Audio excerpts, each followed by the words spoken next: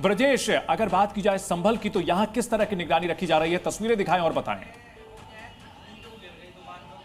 देखिए, निगरानी को लेकर एडवाइजरी जारी की गई है। आज जुमे की नमाज भी है, उसको ध्यान में रखते हुए रूटीन यहाँ का एक प्रक्रिया है कि शाम को फ्लैग मार्च किया जाता है। लेकिन इस बीच जिस तैयारी की हम बात कर रहे हैं कल बकरीद की, वो एक बार तस्वीरें मैं आपको दिखा देता हूँ। मेरे साथ ये जो लोग खड़े हैं, इन लोगों ने बकरे खरीदे हैं और कल की पूरी तैयारियाँ हैं। कल को लेकर क्या इंतज़ाम है, कहाँ पर कुर्बानी दी जाएगी, क्या कुछ होगा? कुर्बानी कल सुबह 6:30 बजे से स्टार्ट हो जाएगी नमाज के बाद। उसके बाद कुर्बानी अपने अपने घरों में की जाएगी और साफ़ सफाई का पूरा ध्यान रखा जाएगा। सार्वजनिक जगहों पे किसी तरह की कोई कुर्बानी? जी नहीं, बस अपने इलाके में ही की जाएगी, अपने अंडर में की जाएगी। अभी आप लेके आए हैं, कैसे देखभाल आप लोगों ने की इसकी, क्या कुछ इसका इम्पोर्टेंस होता है? हम इनको काफ़ी दिनों से पाल रहे हैं, बहुत अच्छे से इनका ख्याल रखते हैं, अच्छे से अच्छा खिलाते हैं, अच्छे से अच्छा पिलाते हैं, इनको नहलाते हैं, धुलाते हैं, साफ़ सफाई का ध्यान रखते हैं और उसके बाद हम बहुत प्यार से इनको कुर्बान करते हैं अल्लाह की राह में। अल्लाह के राह पे कुर्बान कर दिया जाता है। जी सर। क्या महत्व क्या होता है, क्योंकि बड़े प्यार से मैं देख रहा हूँ आप लोग खिला भी रहे हैं इसको जो है, और उसके बाद कल कुर्बानी?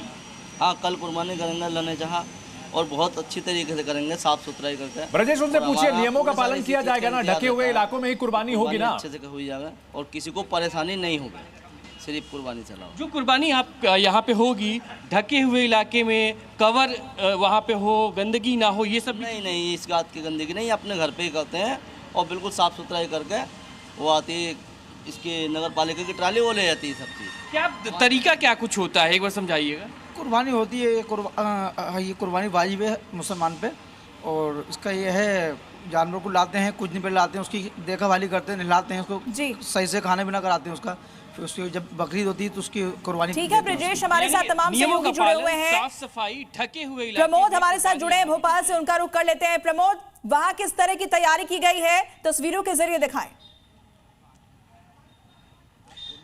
देखिए, बकरा ईद की तैयारियों को लेकर हर एक तस्वीर हमने पहुंचाई आप तक। बकरा ईद को लेकर जिस तरीके से अलग अलग बयान आए वो भी हमने दिखाया, लेकिन अब कल बकरा ईद है और गाइडलाइन जारी कर दी गई है। जो मुसलमान है वो इस वक्त मेरे साथ मौजूद हैं। क्या नाम है चाचा? मेरा नाम अनीस अहमद कासमी है। ये ईद उल अजहा जो बकरा ईद है, इसकी क्या तैयारी है आपकी? ये बकरा ईद जो है मुसलमानों का, पूरी दुनिया के मुसलमानों का मजहबी त्यौहार है। हाँ। इसमें जो है इंसान अपनी जान के बदले में जानवर को कुर्बान करके अपनी जान की हिफाजत मनाता है। एक गाइडलाइन जारी कर दी है कि प्रतिबंधित जानवरों की कुर्बानी ना दें। हाँ, तो जिन जानवरों को इन्होंने मना कर दिया है सरकार ने, उन जानवरों को हम नहीं कर रहे हैं। इन्होंने गाय मना कर दिया है तो हम गाय से एतराज कर रहे हैं, गाय को नहीं कर रहे हैं। हाँ। बकरे की इजाजत है, बकरी की इजाजत है तो बकरा कर रहे हैं, बकरी कर रहे हैं। गाइडलाइन का पूरी तरीके से पालन होगा? बिल्कुल पालन होगा और हो ही रहा है। इको फ्रेंडली बकरीद की बात भी कही जा रही है, इको फ्रेंडली बकरीद पर भी रिएक्शन लीजिए। इसके खिलाफ कोई कर ही नहीं सकता। एक और कई लोग कह रहे हैं इको फ्रेंडली बकरा ईद मना लीजिए, क्या पॉसिबल है? नहीं पॉसिबल नहीं, ऐसा नहीं है, ऐसा है ही नहीं पॉसिबल। बगैर जानवर के बकरा ईद हो ही नहीं सकती, क्योंकि इसमें जो है 10 तारीख को एक नबी की यादगार को अदा की जाती है। हजरत इब्राहिम अलैहिस्सलाम ने 10 तारीख को अपने बेटे हजरत इस्माइल अलैहिस्सलाम को छुरी के नीचे लाकर बातचीत कर लूं बाकी से। क्या इको फ्रेंडली बकरा ईद हो सकती है? ऐसा भी नहीं हो सकती जी, नहीं होती है। क्यों नहीं हो सकती? कुर्बानी नबी की हुक्म है भाई, जानवर प्रमोद हमारे साथ दिल्ली से और प्रमोद शर्मा भी बने हुए हैं। प्रमोद, राजधानी दिल्ली में लोग क्या कह रहे हैं, उनसे बात कीजिए और तस्वीरें दिखाइए किस तरह से वहां पर बकरीद की तैयारी है।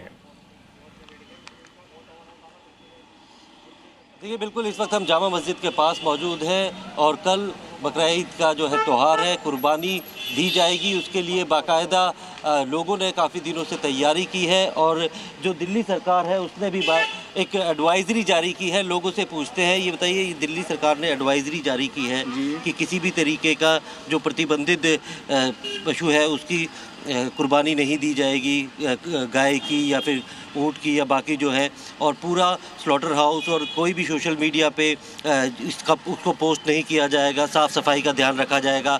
आप लोग किस तरीके से कुर्बानी देते हैं, बकरा ईद मनाते हैं? बकरा ईद की जो कुर्बानी होती है ना, वो मोस्टली जो होती है वो बकरे की होती है या फिर भैंसे की होती है। अब इसके अंदर कैमल भी लिखा है, काऊ भी लिखा है, काफ भी लिखा है। इसकी कुर्बानी यहाँ होती कब है? यहाँ तो सालों से बैन है यहाँ पे, तो और वैसे भी नहीं होती।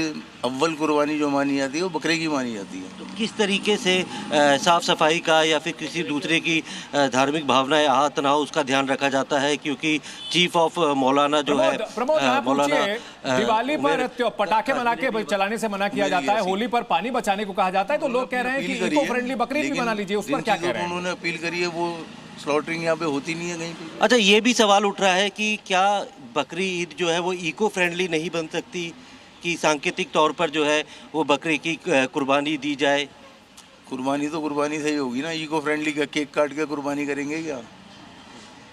कॉमन सेंस है, कुर्बानी तो जानवर की होगी ना बकरीद ईद के ऊपर। आप लोग किस तरीके से कुर्बानी देते हैं कि और किस चीज़ का ध्यान रखते हैं कि दूसरे की भावनाएं आहत ना हो, साफ़ सफाई को लेकर, कि खुले में कुर्बानी दी जाती है या बंद में दी जाती है? ये ऐसा ही है सर कि साफ़ सुथराई तो धरनी चाहिए, पर्दे में सगले काम होने चाहिए, क्योंकि हर किसी का आदमी गुजरता है रोड पे, हिंदू भी मुस्लिम भी।